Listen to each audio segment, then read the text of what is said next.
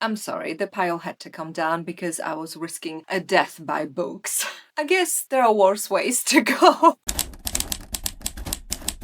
Hello and welcome, and especially thank you to all, I think something like 8,000 of you who have watched my first episode on classic book editions. Today we continuing in the same theme. I want to talk about books that I have since come across, or some of them actually you have told me about, and turns out there are a lot of them. But don't worry about the volume, because as always I will put chapters in the description box, so just feel free to fast forward to whatever interests you most. The only thing I want to note is that in the first episode I took quite a scientific approach that included an extensive spreadsheet with different criteria. However, because today we're focusing on smaller editions, the financial risk to you is nowhere near as high.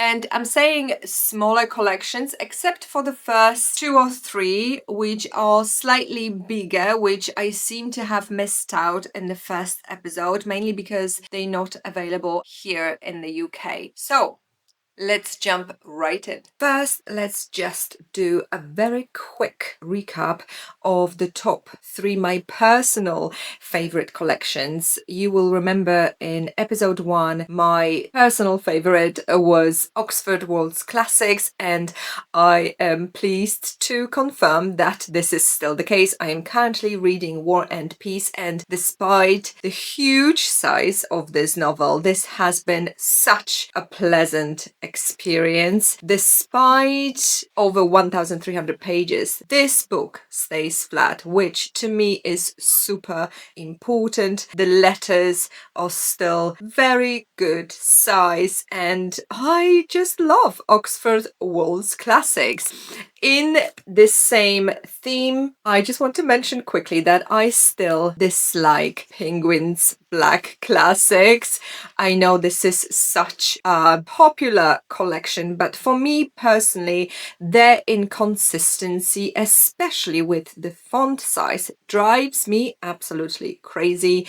I thought I would give them another chance, and I picked up this 3 Men in a Boat novel, which I wanted to read over the summer. And this is not a huge novel because it is only 169 pages, so please tell me why would you put such a tiny font in there? So if I now compare War and Peace, which, you know, because of its size, you would forgive it a smaller font. The font here is actually much easier to read because it's a different type of font as well. But also, I would argue this is a bigger size than in this tiny little novel. So much so that actually, in the end, I have given up on this version, and I went and continued to read this book on Kindle. And if you give up a paperback version of the book for the sake of a Kindle version, you know that that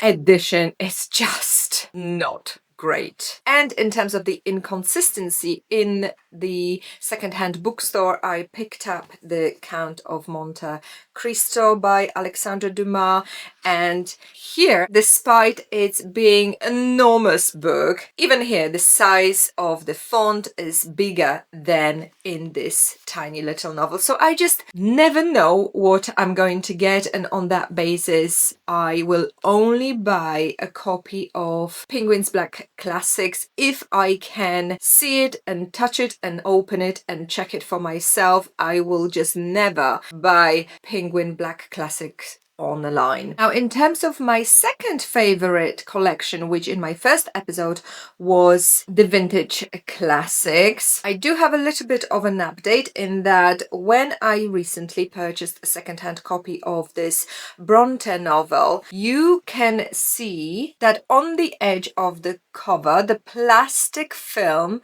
has started to come off. So in that sense, this particular edition clearly is not really lasting that well, unless of course it's just this particular book. I haven't seen it in any of the other books, but I will keep you posted. Let me know if this has happened to you. The future editing me needs to jump in here, because since I filmed the footage, was told by one of the subscribers that the Vintage Classics actually have rolled out this new version of their books, which he was of course absolutely right about, and I have a copy of this new version which looks like this.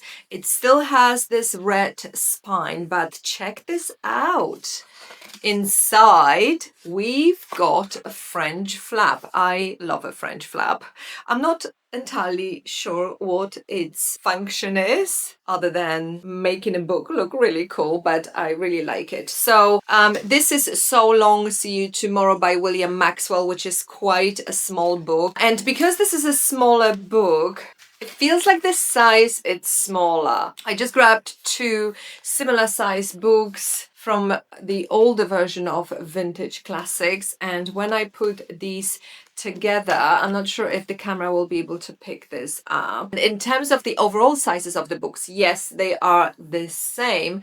However, because you've got the French flap on the new edition, which is the one at the bottom, you can see the sizes of the pages are actually not exactly the same. The size of the cover is the same, but the size of the pages in the new edition is slightly smaller, which, oops, I picked the wrong book, which, you know, it's not a big deal. In terms of inside, the paper is quite rough, which, you know, it will bother some of you it might not bother you at all.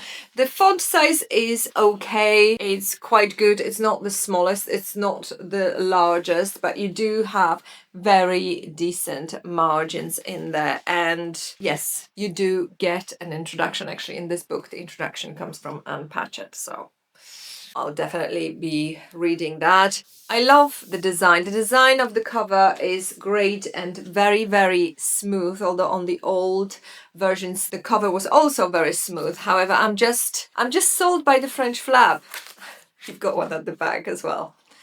Anyway, I just thought I would let you know that maybe the old style Vintage Classics may soon be out of print. Let me know if you know more about Vintage Classics and what they planning to do with this new version, whether that's going to completely overtake the old edition or whether that was designed to continue alongside the older version. So you could say this collection, which again are these Vintage Classics, they have this beautiful red spine, they're very comfortable to hold and read, and they definitely stay very flat. But for this reason of the fragility of the cover, this collection did slip down in my rating a bit, and instead I have moved to my second place, the Everyman's Library collection, not least because recently I have actually been falling in love again with hardbacks. And no, we're not going to get into that whole debate of paperbacks versus hardbacks. But because I have been loving hardbacks recently, and because with this particular collection, interestingly, even the older versions, in terms of the quality, they very, very similar to the most recent versions when it comes to the inside of the book. You, I believe, can very confidently buy them online. Of course, the cover will be different, but I know that lots of you take off the dust cover like so, and you just stack them on your shelves in this way. So then you just see this beautiful engraving on the spine. And if you do that, then it won't make any difference to you which edition you pick. Except maybe the color of the paper is slightly lighter in the most recent editions, but it's still more creamy than white. Okay, moving on to the new editions I have discovered. As I've mentioned, most of them will be quite small editions, but there are a few that actually are quite large collections. And the largest of them all is this one, which is called New York Review Books. I think the reason why this wasn't included in my first episode is because I'm based in the UK, and these books are actually really difficult to get hold of here in the UK. The only reason why I came across this edition was because this particular novel by Theodor Fontane, a German author, was only available in this edition. So I think I had to go on eBay to purchase it. This is called Irretrievable. I can't wait to read it. I have it on my TBR for 2026. And, you know, there is nothing wrong with this edition. It has a good size font. It's not crazy large, but it's not small. I actually love the design of the cover. Since I've purchased this one, I actually purchased another book in the same collection by Natalia Ginsberg because I didn't like the UK cover of the same book, and I actually quite like both of them, mainly because of the cover design. There's something reflective about the covers. I mean, this one is stunning. It's got this Art Deco feel to it. This one is quite dark, which I think reflects the themes of this novel. I believe in this collection you can find non-fiction as well as fiction. If you live in the US, I think this could be a really good edition to collect in your home library. The only thing I would say, which as I get older I think bothers me more and more, I don't understand why the books that are printed have to be this narrow, because then what happens is you cannot lay it completely flat. I mean, this one is not as bad as some other books, and of course you can break the spine, which I think lots of us do, and yes, now it does stay flat, but I always prefer my books slightly wider. In terms of the paper, in case it doesn't come through on camera, this is a cream paper, and again, font size is very good. You always get some kind of an introduction with these. Often this is actually an author's note, and the huge bonus of this collection is that it has 654 titles which cover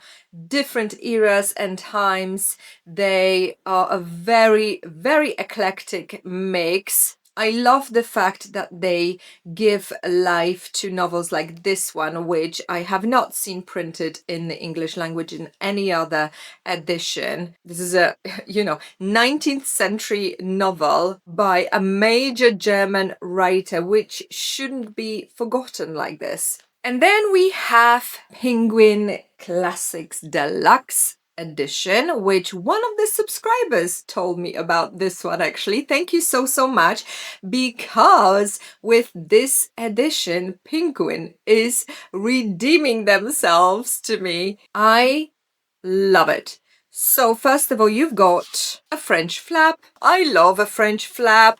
When I read The Grapes of Wrath, this was Steinbeck Centennial Edition, which was a perfect Penguin book for me personally. That also had a French flap, and it also had these ribbed edges, which is what you get with these editions. So in a lot of ways, these are actually very similar to the Centennial Edition of Steinbeck's novels. The font is very good.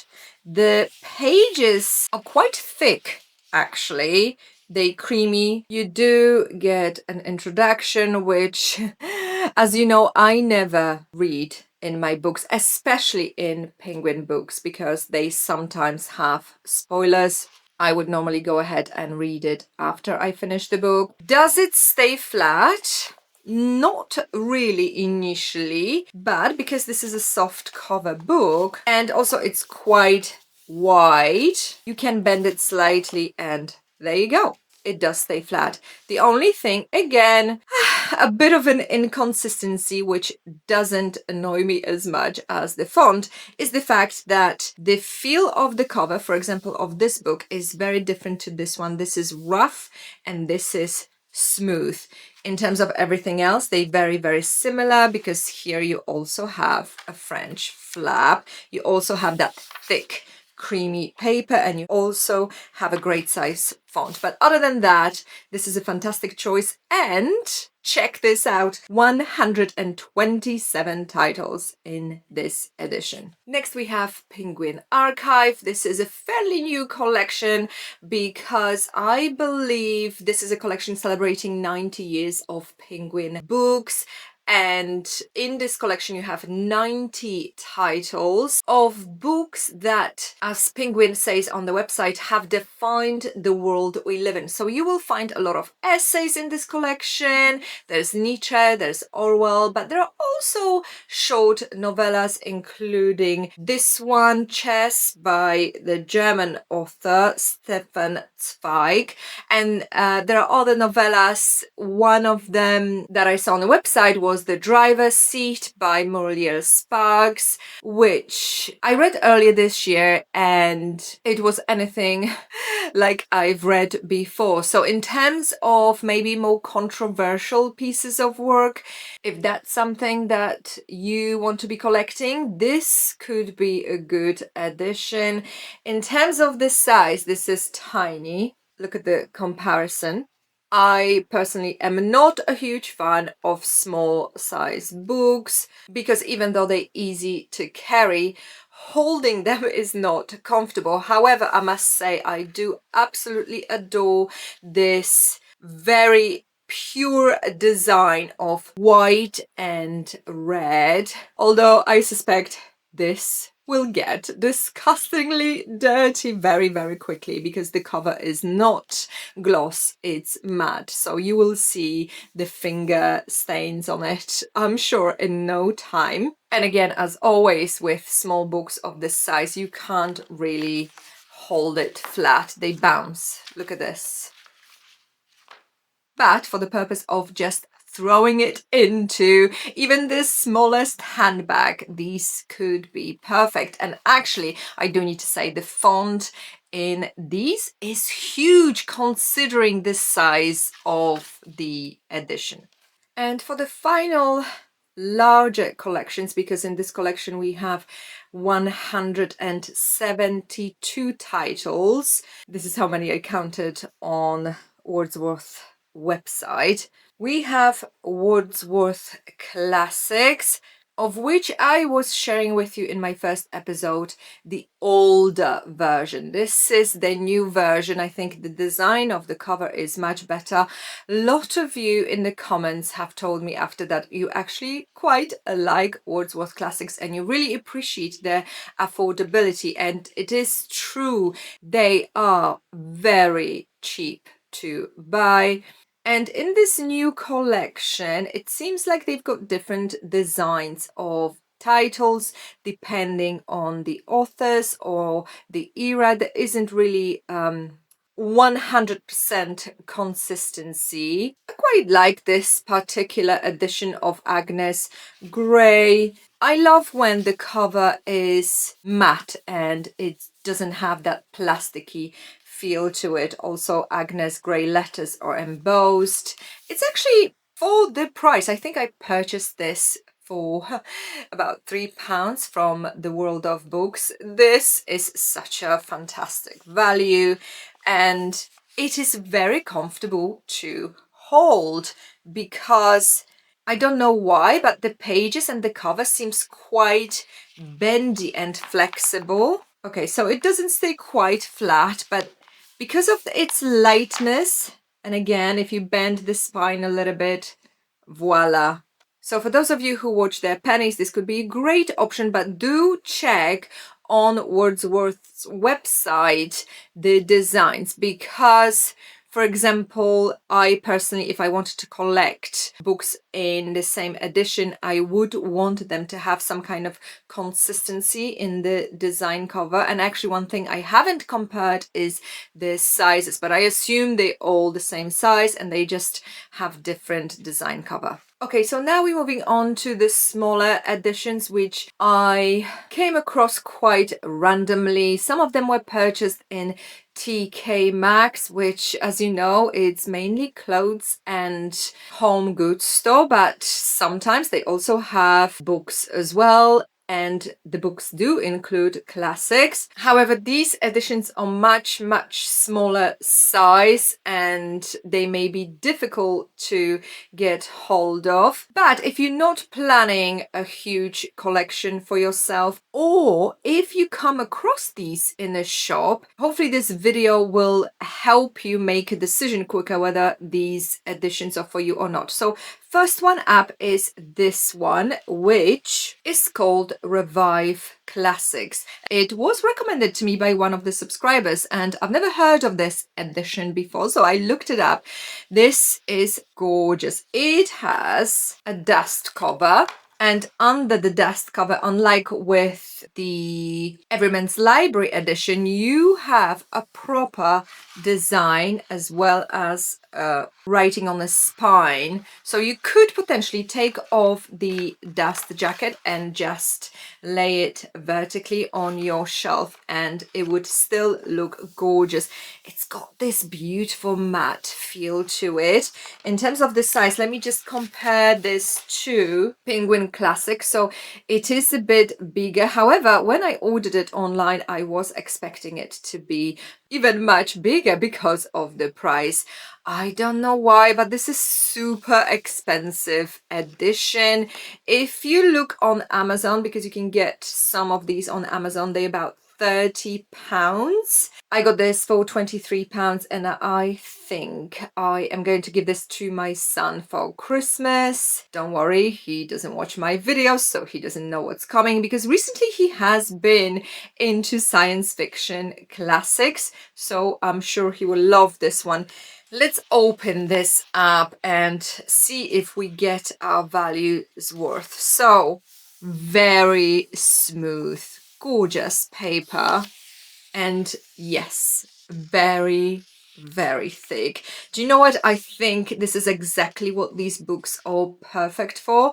They are perfect for a present, or if you're buying it for yourself, you just need to make sure this book means a lot to you. It's a special book or a book that you will reread a lot of time, because like I said, this is an expensive purchase. Next we have Chartwell Classics. Again, thank you to whoever told me about this edition.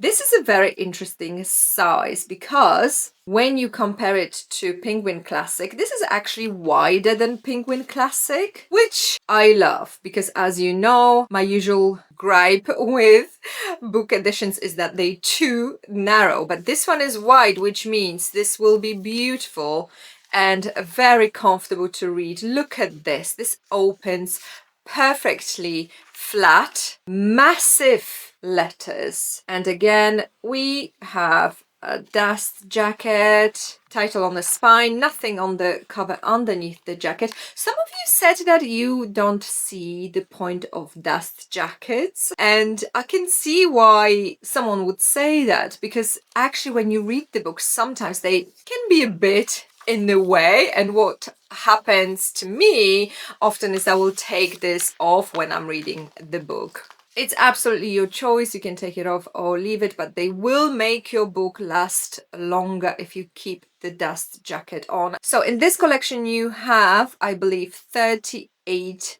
titles. There is an introduction, there's a translator's note, and also a note on the life and times of the author, in this case Marcus Aurelius, and you have also recommendation for further reading. Overall, I would say this is again great gift idea, but comes at a price. I don't remember how much I paid for it, but this wasn't cheap cheap, if you know what I mean. For next collection, we have Page Classics. Again, random find in TK Maxx.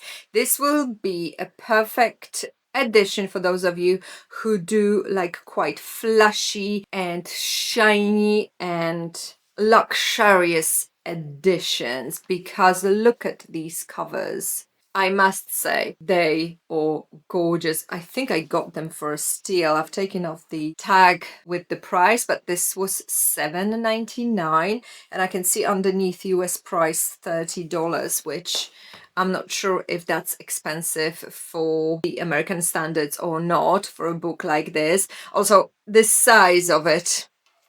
Let's see if you can tell. These are big books, but what I love about them is that they stay flat. Look at this hard book that stays flat, and it has massive letters, great margins on all sides. Look at the size of this subtitle for the chapter. It's huge. As far as I can see, we have translators preface, but nothing else than that. The only thing I would say about this edition, if you look really closely, let me see if the camera will pick this up, but you can see the font peeking through from the page overleaf, which isn't great, and it just means that the paper should have been thicker for this type of edition. But you know, I'm really picking at straws because, again, fantastic gift. Unfortunately, I have no idea how many books are in this edition or where to get them. If you are based in the UK, then look out for them in TK Maxx, but I have not seen them anywhere else. Next we have Wilco editions, again found in TK Maxx.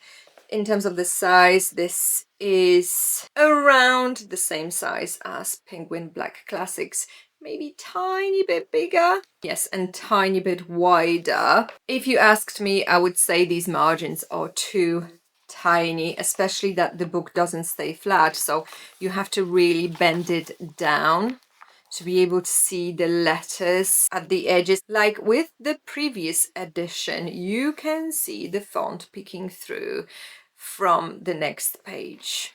And there is just one little chapter about the author, and that's it. No introduction or anything else.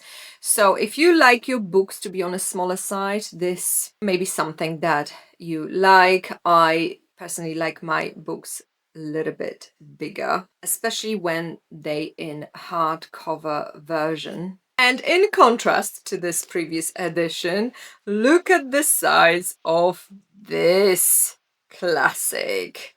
This is proper, almost, I would say, size A4, maybe tiny bit smaller. And I just need to remind myself what sort of edition this is. Oh, these are Arcturus classics. This is a piece of art because you have illustrations here, and also you have these beautiful little drawings on top margins. Look at this, very thick paper. Do you know what, just looking at these illustrations, I wonder whether the target market for these books are probably not children, but young adults and teenagers, just because of the type of art that we have here. I don't know why I'm thinking that. It's got this vibe of children's books, despite it, of course, being an adult classic. And I wonder whether that would be a great gift for perhaps your teenager. Again, we have a dust cover under which we have an illustration on the actual cover of the book. I quite like it, actually. This probably will be experience in itself reading this book. Of course, we have to mention vintage collectors books. There are only 30 of them, but the design cover is Absolutely stunning. I mean, look at this. By the way, I will link whenever I can in the description box below the websites to all of these publishers and the relevant collections, just so you can see all of the books that you can choose from in any particular collection. And in this collection, we have unfortunately only 30 titles. They are extremely expensive for the size of the book that you get. I think this new costs £15, which is a lot for a book, but you know, this is a hardcover. The design, like I said, is stunning, and you have the same design continuing on the inside cover and on the edges. Isn't this a perfection? You can still see the edges when you open the book. So again, this would make a fantastic gift. And I am so pleasantly surprised that it stays perfectly flat. You also get a bookmark, which is something that I personally love because I'm the type of a reader who forever loses her bookmarks, and you know, it's late in the evening and you want to go to bed and you want to put the book away, and then you're scrambling for this post-it note that you've been using as a bookmark because you've just lost it in your bed yet again. Well, when you have a bookmark embedded like this in the book, you never ever lose it. So gorgeous edition. If I was to make it even more perfect, I would make it a little bit bigger. It's just, it feels like it's quite a chunky classic. And it would be a little bit less chunky if it was, for example, a little bit wider. Now, if we compare this to Black Penguin edition, it is tiny bit bigger. But then if you compare it to Steinbeck's Centennial edition, this is smaller. And I think this would be perfect if it was the same size as Steinbeck's edition. But again, this is my personal opinion. I am doing this video for you, first of all, so that you can see all the differences and decide for yourself.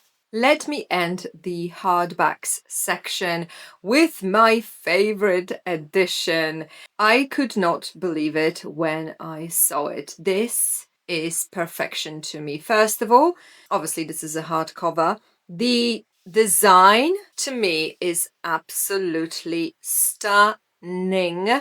Decorative but simple, also very matte. Actually, it's not matte, that's the wrong word. It's got the same feel to it as Everyman's library books have here on this cover. That sort of feel to it. And you can tell why I love it is because, first of all, the size. This is bigger, but not bigger in terms of longer but narrow, but also it's wider.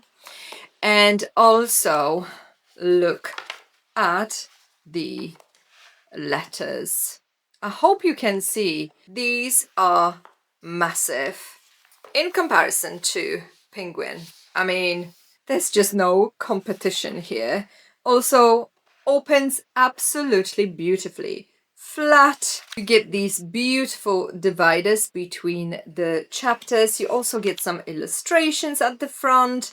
You don't get introduction, I believe, or anything like that, so it's just a novel, but I personally don't care much for introductions. I would usually read them after I've read the book anyway. And by the way, this is the first page of the novel. Isn't it gorgeous? Now, I forgot to say which collection this is.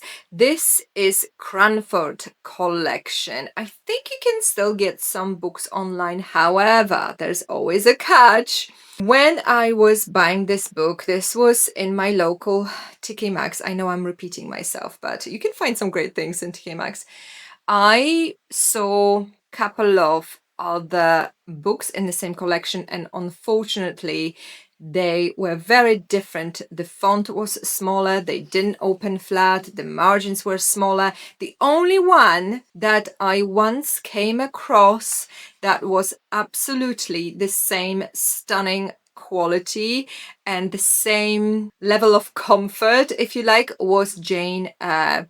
One shop I was in had the only copy. Unfortunately, the cover was quite damaged, so I didn't purchase it. But if you see anywhere either Persuasion or Jane Eyre, pick those two. You will not regret it, especially if you like hardcovers. Or, for example, I think this would make a perfect gift for an elderly person in your family who maybe struggle a little bit with their eyesight, because these letters are just huge. This will be such a comfortable read, and I'd like to say I can't wait to read it, but unfortunately I have promised this book to one of my subscribers during one of my giveaways, and as soon as I finish this video I will be posting it to her. I hope this book will bring her loads and loads of reading joy.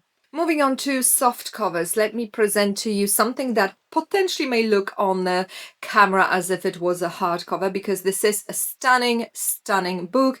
Again, I promised this to one of my subscribers, so I'll be posting this one too once I finish this video. This is by Pushkin Press. Stunning cover that has this very plush feel to it. Super thick paper, massive margins. If you like to annotate your books, this would be great for you. Again, we are treated to a bookmark. The only thing I would say, it does not stay quite flat. And in terms of the size, this is a bit bigger than your standard book, because look at this. It's actually quite significantly bigger than Penguin's Black Classics, and because the paper is quite thick and the cover is quite thick, it is quite chunky. Definitely feels nice. In terms of longevity though, I am not sure, because of the type of cover this is, whether this will last long. I think you have to be very careful with this, because when I originally was trying to put it in an envelope to post to my subscriber, before I realized that I actually first have to talk about this edition with you guys. I'm not sure if you can see this on camera, but just putting it into an envelope did scratch the cover at the top a tiny bit, so I will need to secure it in a tissue paper or bubble wrap before I put it in an envelope again. Just something to be mindful of. The next two editions I'm just about to show you remind me a lot of vintage classics. So the first one is this one. It is from Arcturus Publishing Limited. This edition is dated 2024, so this is quite recent, very interesting. You can see why this reminds me of vintage classics. If we take same novel that I have in vintage edition, the feel, the size, even the color scheme is quite similar. However, there are differences inside, because let me open both of them. First of all, vintage classic book stays flat a bit better. It could be because this is a very old edition and perhaps the pages are falling apart, including the gluing inside. But the Arcturus Classic is definitely more bouncy. And you can see the huge difference in margins, because Arcturus Classic does not have very wide margins. In fact, they are non-existent, which, you know, even if you are not annotating your books, I don't think it makes for a great reading experience. However, the font size is fantastic. It is even bigger than in vintage classics, which is already quite big.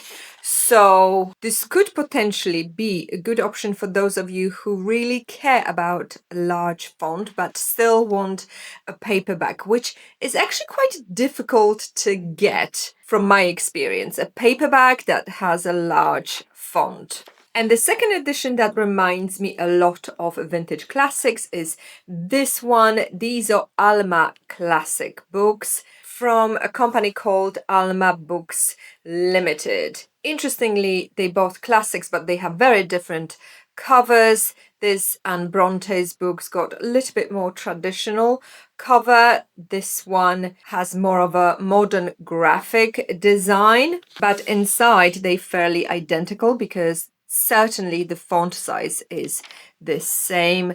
The margins vary because in the Tenant of Wiltfell Hall the margins are smaller, but then this is a bigger book. And let me tell you why I think they are similar to vintage classics. When we take again the same book in vintage classic edition, even though they different covers, I promise you that in terms of the feel of the book, it's a very, very similar feel, similar size, similar creamy pages. Again, I think the vintage classic wins in relation to being able to stay flat, and also the font size on vintage classic is bigger.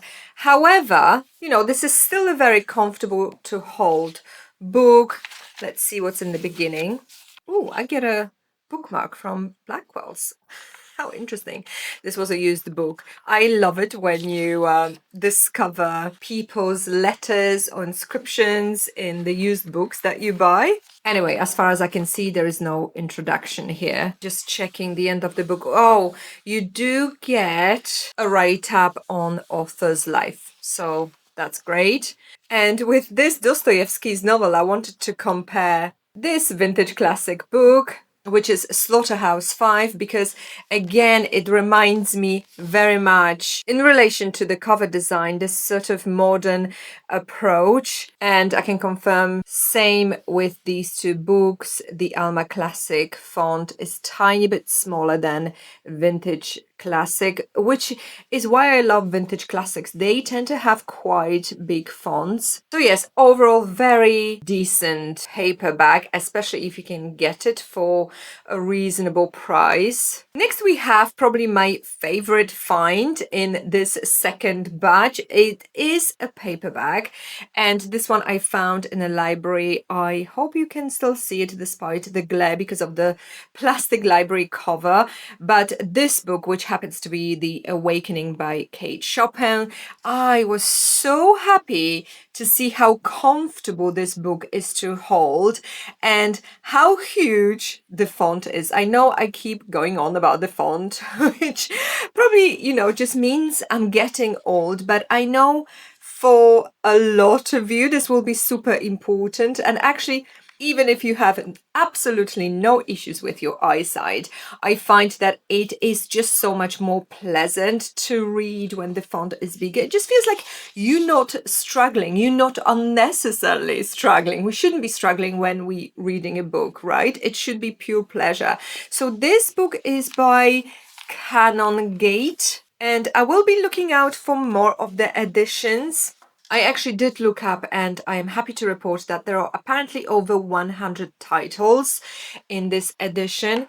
So yes, this is definitely something that you just want to throw in your bag, take with you wherever, read in bed, because it is super, super comfortable to hold and comfortable to read. Look at this, it just stays open flat. Let's see if it has any introduction. Oh yes, of course it has introduction, and actually from memory now it's all coming back to me. This is one of the reasons why I borrowed this book, because the introduction is by Barbara Kingsolver, which I will definitely read as well, although not until I finished the book. I've just been burnt too many times with spoilers in introductions. This is actually quite standard size book, even though originally when I picked it up it felt smaller, but now that I compare it to vintage classic, they are actually identical in terms of the width, or maybe a little bit less wide than vintage classic. I am actually very much looking forward to reading it. Okay, 4 more editions to go. This one is called Mint Editions, and it comes in this beautiful cover. I hope you agree. I love the pattern on this, and also the feel of the book is one of those sort of plush, velvety sensations. Carmilla is a very short novella. I highly recommend it if you haven't read it yet. It's a vampire story that predates Dracula. It's very, very good.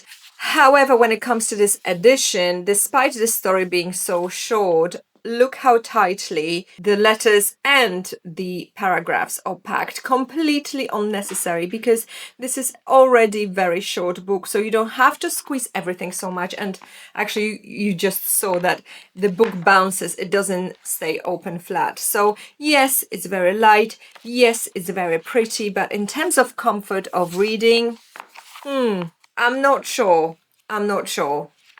At the end, you get a short note about the author and a note from the publisher, but that is it. Also, from memory, actually, this is quite expensive for what it is. I have another edition, I believe from Collins Classics, of Carmilla, which I picked up for £2 or something like that. So this one definitely looks better in terms of the cover design, but I'm not sure if it makes for more comfortable reading. This next one is called Word Cloud Classics. You can tell this particular book has definitely seen better days. It is quite dirty. It's got roughed up edges. I bought this used, and majority of the books I buy are used copies, but for the purpose of this exercise, the condition of the book, it doesn't matter. I just want to give you an idea of what this edition is like. Very unusual cover, because you have quotes from the book, which is something different, and aesthetically it looks very pleasing. The cover is the same like of the Sense and Sensibility I showed you earlier, which I was giving away to my subscriber, which is not hard and not soft copy. It's kind of, well, it's not hard, but it's definitely stiffer than your paperback, and again, it's got this velvety feel to it. Look at this gorgeous inside cover with all these flowers. Very, very pretty. Lovely, creamy and very smooth paper. You've got these lovely titles of the chapters at the top with small drawings there as well. By the way, this is slightly smaller in size. Let's go back to our vintage classic. Oh, I'm completely wrong. So this was just a perception issue, because look at this. Size-wise, they actually the same, but for some reason it seems smaller when you look at it first. Isn't it interesting?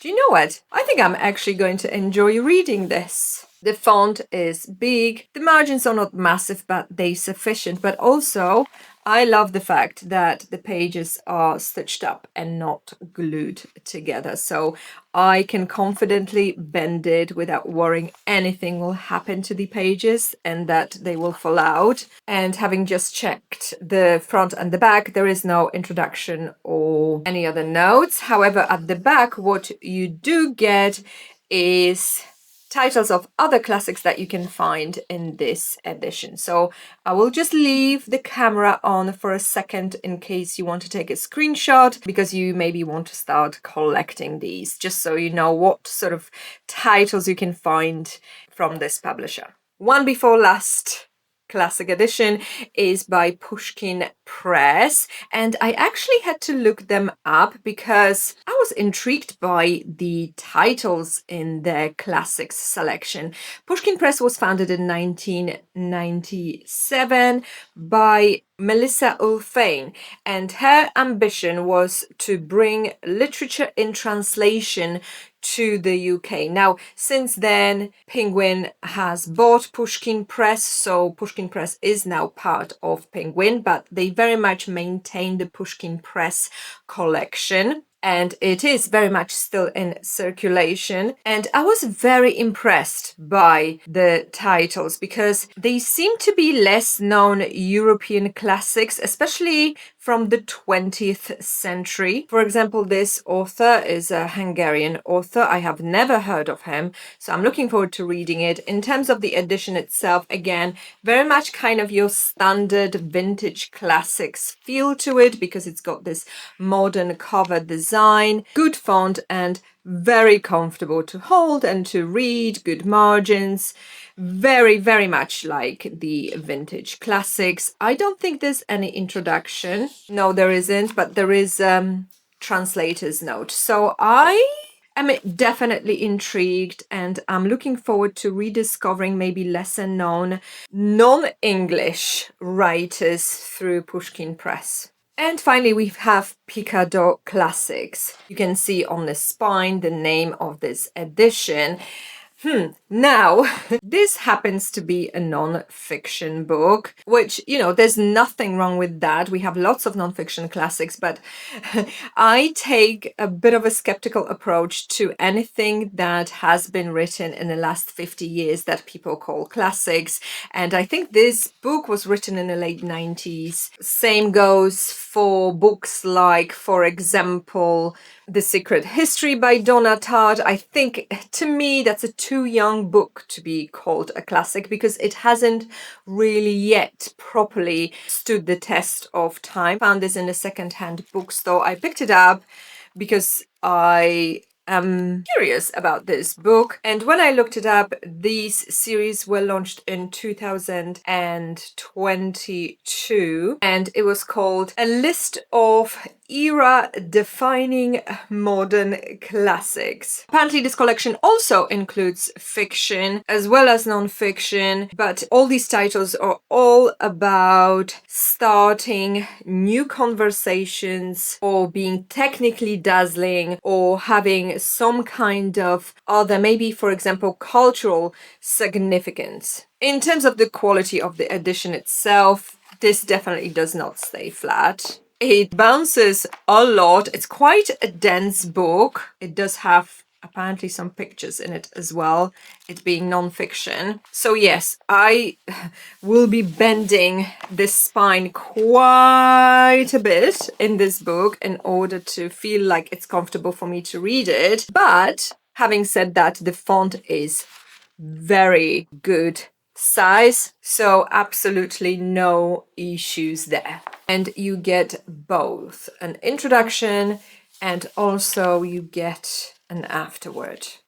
So these are all the books I wanted to show you today. It is fascinating, isn't it, to see how many different editions there are, and yet how difficult it is to find your perfect one. I'm not sure if I have my perfect one. I have some top favorites, but I wouldn't say that they 100% meet all the ideal criteria that I would like them to meet.